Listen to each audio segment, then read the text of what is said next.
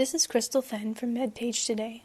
I spoke with Dr. Giles from Glenfield Hospital in England about his trial that compares two ventilation strategies for severe adult respiratory failure, reported here at the Society of Critical Care Medicine.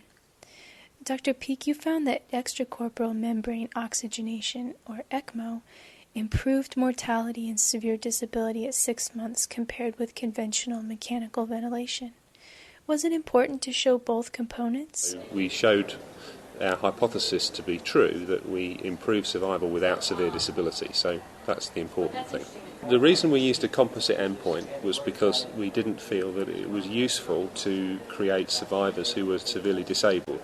So we only felt it would be useful to have a treatment that would increase the number of survivors without severe disability, which is why we used a composite endpoint. What kind of reception are you expecting for your findings? Or have intensivists already started using ECMO more often? I think there's a gradual increase in the interest in adult ECMO around the world, particularly as the amount of paediatric respiratory ECMO is decreasing. And ECMO programs who usually just treat neonates and paediatrics are increasingly being asked to look at adult patients. And I think we will see a gradual increase in referrals for adult ECMO as the findings of the study get disseminated. Now, your trial was done in Britain. Do you think the findings would be generalizable to the United States and other countries?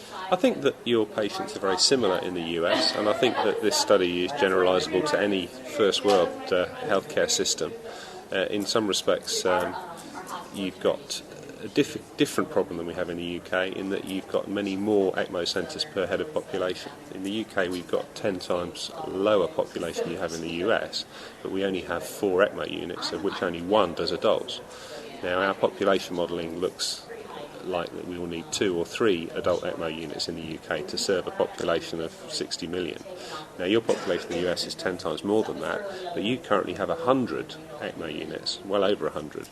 So you probably don't need 100 units doing adult ECMO, because then you'll have small volumes and the expert centre effect, which may be related to the improved outcome, you won't have that. So I suspect that in the US you're probably going to need something like 10 or 15 centres doing adults to give you the right balance of case mix and throughput. You mentioned earlier that some may criticize the trial for failure to protocolize the conventional treatment group. Do you see a challenging road ahead for ECMO? I think there's a lot of resistance amongst doctors to refer a patient away to another unit for treatment, and I think that's the main stumbling block. But I think that it's difficult to provide this kind of care in every single intensive care unit.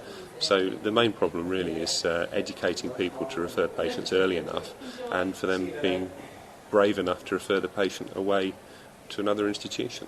Thank you, Dr. Peak. I'm Crystal Fenn, MedPage Today.